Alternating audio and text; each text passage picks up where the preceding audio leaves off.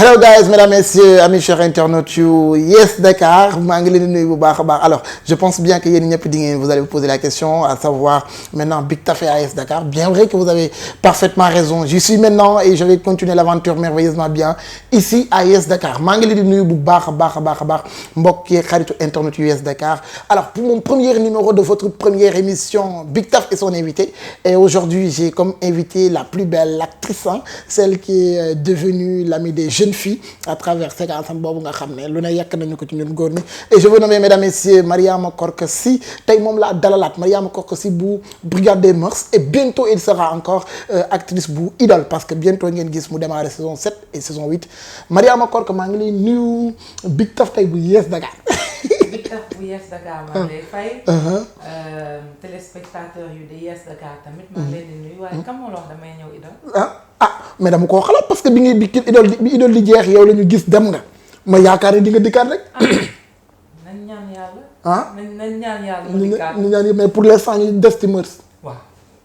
mais gars yi dinañ la nam Idole yow. man maa ngi gën a raw mais ñaan naa yàlla dellu rek. ñaan scénariste bi di bind ba xalaat kooku rek. mais fa nga demoon neex na. trop. bëgg nga ñëwaat. bëgg naa ñëwaat trop. On verra bien la suite. oui. D'accord. Alors j'ai eu une fois l'occasion de parler avec vous. Bien vrai que c'était ci beneen support. mais n'empêche gis nañu toujours Korka ci yenn sorties yi muy def Korka ci yenn waxtaan yi muy def. mais cette fois-ci j'aimerais bien ñu def une émission fun une émission vraiment décontractée ñu kaf ñu ree mais je vais venir tout simplement directement ma attaquer sujet bi nga xam ni moom nga def ci Mœurs. Korka fàtt nga ñu Korka sonal nga ñu. Korka yow yegg nga ñu fële ñu yàlla yeggul ñu ne ñëw Korka teg nga ñu pression ñun góor ñi et de par ma voix maa bokk ci association góor yi nga xam ne séquence Korka boobu metti na leen mais Korka. maintenant vous êtes devenue une conseillère. non. daf maa jaaxal. non du man scénariste bi la. xam nga genre man Sénégal peut-être ñu bëri comprendre ñu que booy tourner. da ngay ñëw ñu jox la texte. texte bi bu ne lii nga war a wax. da nga ko war a wax. donc peut-être nag waxee naa ko xol. parce que jigéen laa bëgg naa jigéen ñi valoriser seen bopp. mais du maa koy bind. mais bon c'est quelque chose que je regrette. mais biñ la joxee séquence bi nga war ko jouer une fois ba nga tém sa script naka nga réagir exactement. en fait du man sax maa réagir Adji moo réagir mooy sama petite sœur bi. Racky Aïdara waaw Adji moo xool texte bi Tafa ñëw di ñu expliquer Adji ne Tafa est-ce que mën nga noppi kii lii rek la mën ci àdduna. conseil dans la vraie vie nii la mën ci affaire góor waaw donc bon ma sentir texte bi et puis ma wax ko ak xol quoi je pense que moo tax mu dem ci xol lu jógee ci xol rek la mën a dem. mais voilà quoi je pensais pas que dina. retour yi avant ñu ñëw ci retour yi parce que parfois la vie d'une petite sœur avec sa grande sœur dans une maison c'est un peu difficile parfois su amul cohésion parfois su amul benn complicité la maison devient vraiment difficile naka ngay apprécier par rapport ak li nga xam ne moom nga joué yow ak sa rakk ci sa vraie vie bu fekkee am nga loolu. j'ai pas compris. si li ma la bëgg a expliquer mooy gis nga li nga dund boo amoon rakk boo xam ne loolu lay dund naka mooy doon sa réaction.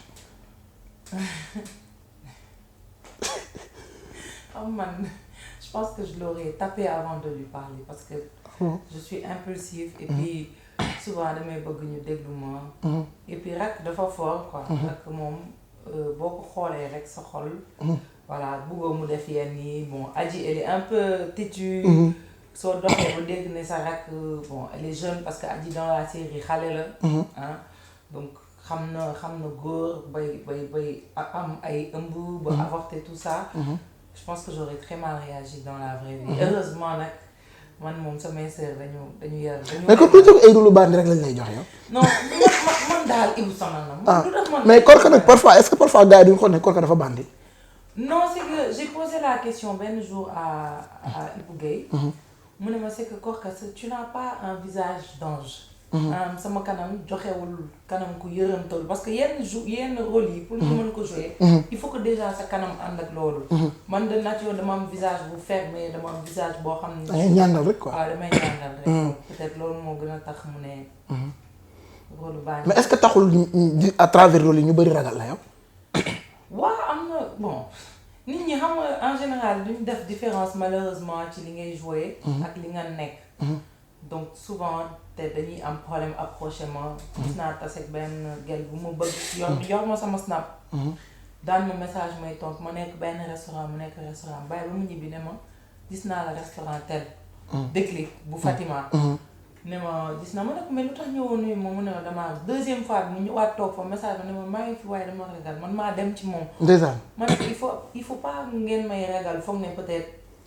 bànni nga wala damay fermer wala non je suis pas comme ça. bi séquence bi jàllee retour yi ñu ci am gis que statut boo wër Instagram boo wër Korka lañ fay def muy conseiller nit ñi naan leen et puis déjà sa wax jooju yow fan nga ko teg Korka yow.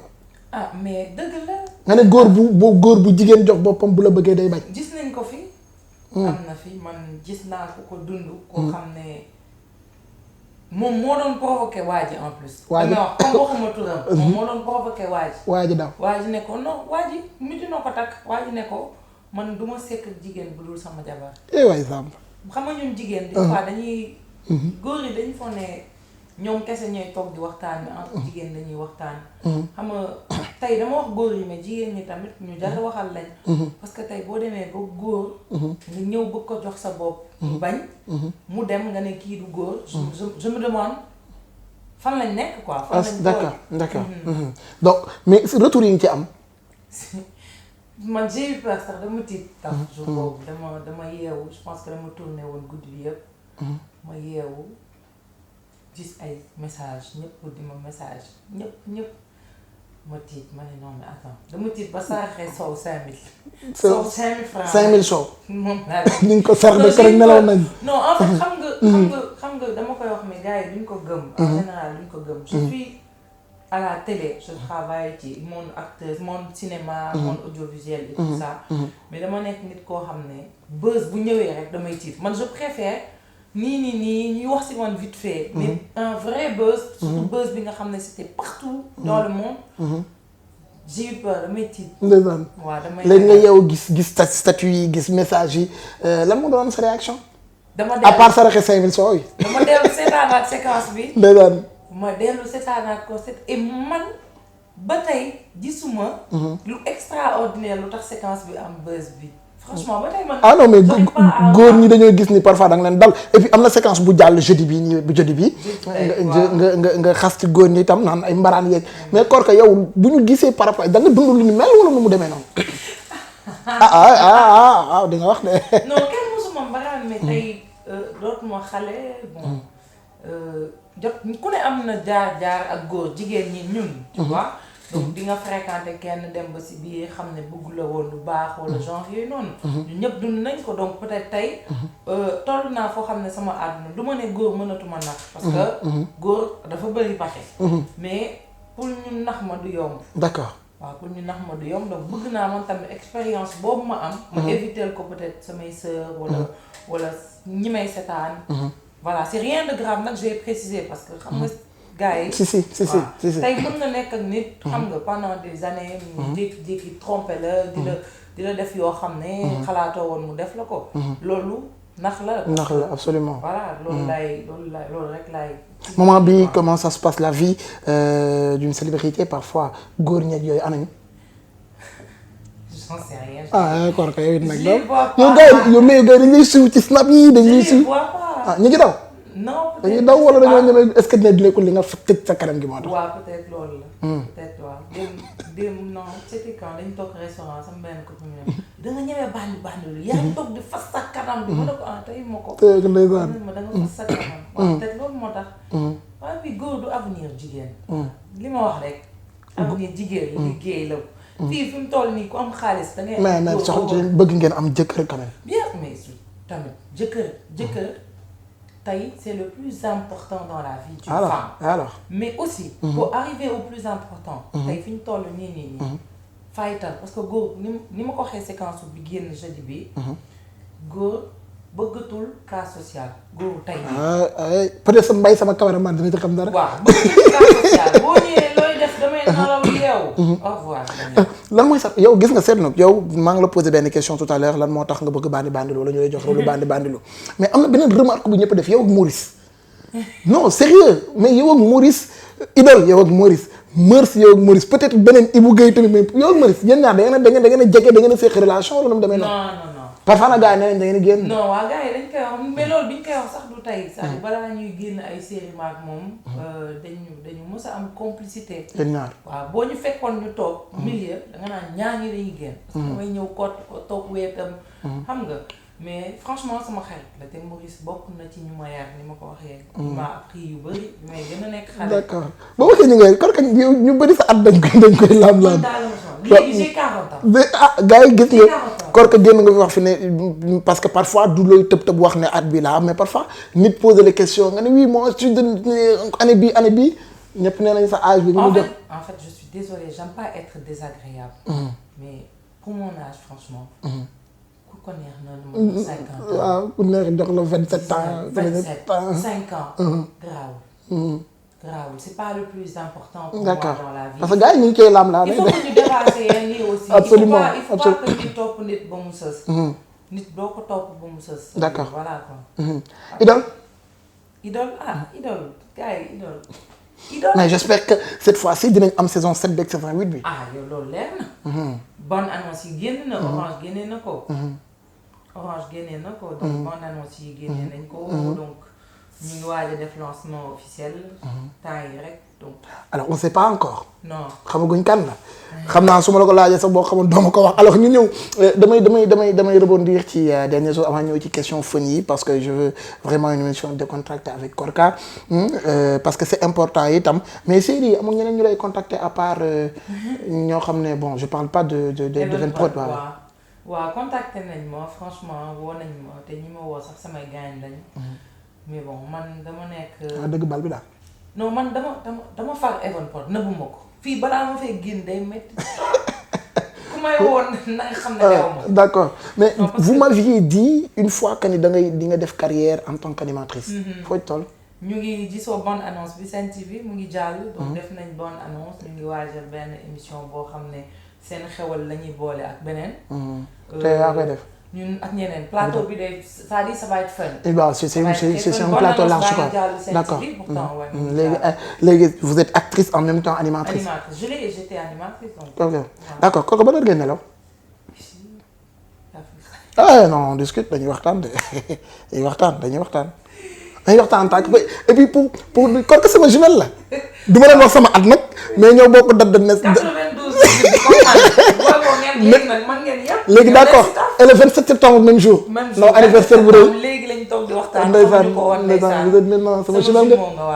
waaye Sam ban heure ngay nelaw ñu ñëw ci yow bul fënatal ñu waxtaan yow maa ngi yow.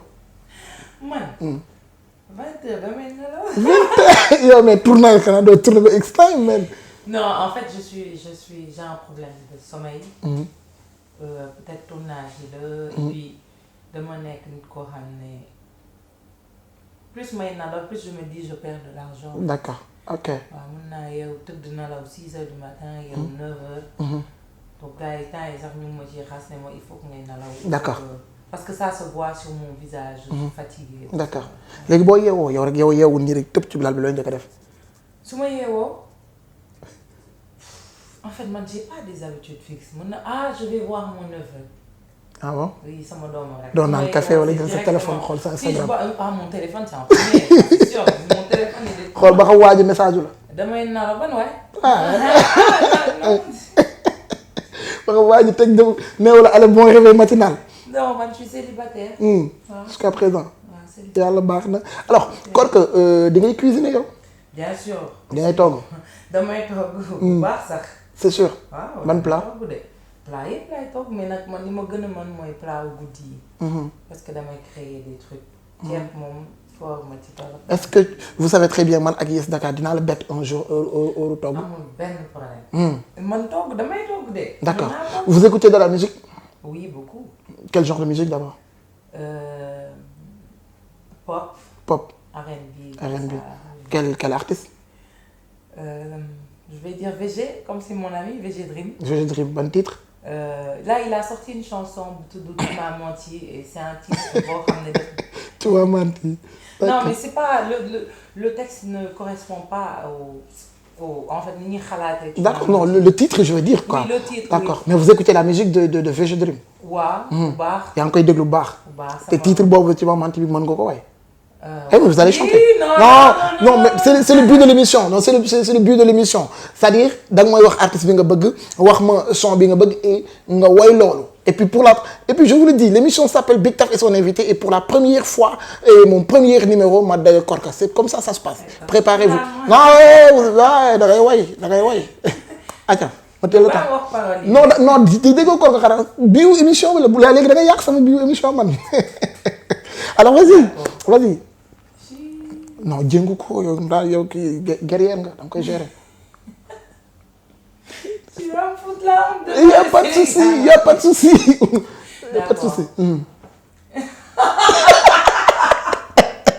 Korka jàpp ci tamit nga woyal ma.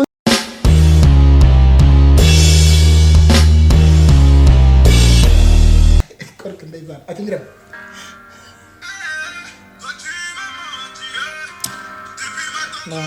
Je n'ai jamais connu le bonheur à part quand tu m'as souri. Problème.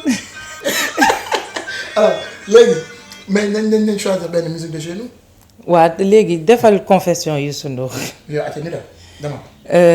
non jarul may te kii. waaw ati ñu dem. man wax ma. lan lay def.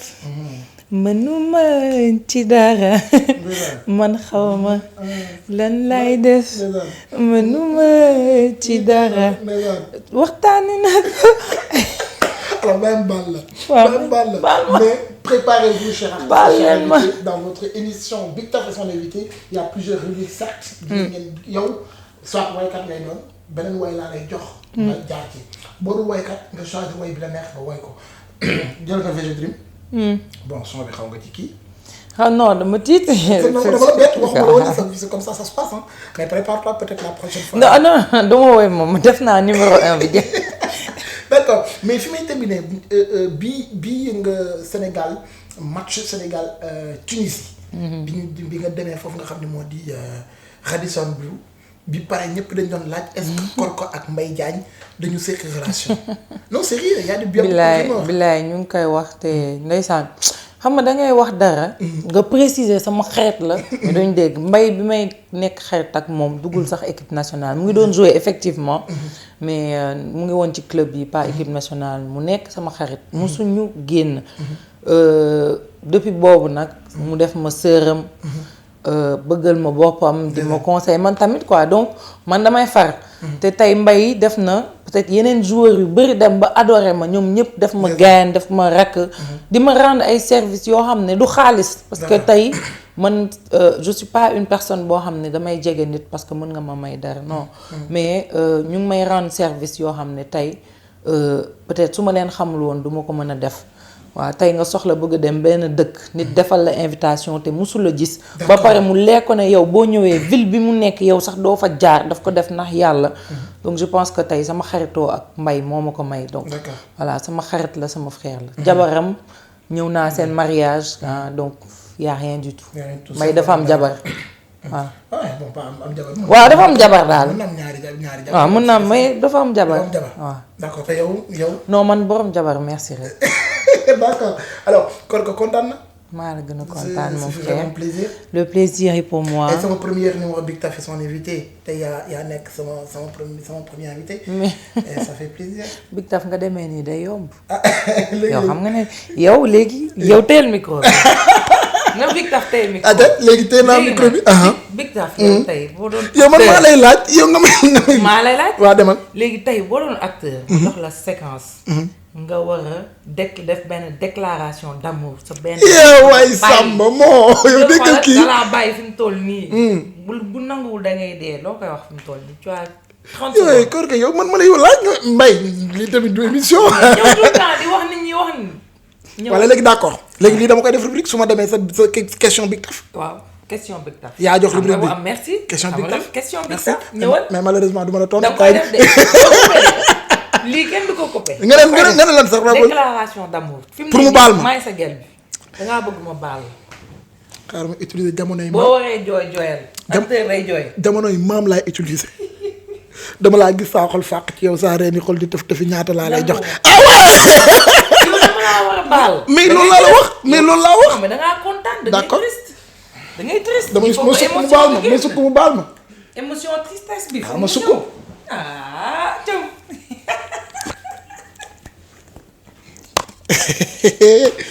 D'accord. ñu dem. Choupi jaral nga ma duma la bàyyee oni yaay sama koko ba ne Choupi neex na surum le ba jolle jaa ngeen jëf merci beaucoup waa Yes Dakar alors c'est comme ça se passe lii nag mbay nañ ko dagg sama way yi pour la première fois lan merci beaucoup kontaan naa sama jumelle ah sama jumelle je suis vraiment content mon premier numéro et puis Big Taf est son invité alors Momo Dieng sàcc naa sa benn way pour ko baal ma et puis je vous donne rendez-vous très prochainement jàpp leen chaque semaine bi ngeen am benn numéro Big Taf est son invité ñu invité kenn koo xam ne fii ci Yes Dakar lay am et n'oubliez pas des émissions de facture ñu ngi koy préparé fii ci Yes Dakar Big Taf ak beneen allure Big Taf ak beneen style Big Taf ak leneen lay am fii ci Yes Dakar Yes Weekend kontaan na doo tàggatoo waaw baal nga ma bisous merci baal nga ma man non non yow mënoon jël damaa laa gis saa xol fàq ci yel ba mu doon neex la du jamonoy maam bi ah du ma la baal doo mu baal alors Mbaye maa ngi koy jaare mooy sama caméraman bees bi mën a tardé mën a fàtte matériel Mbaye a ngi noonu alors jaa ngeen jëf à la prochaine ciao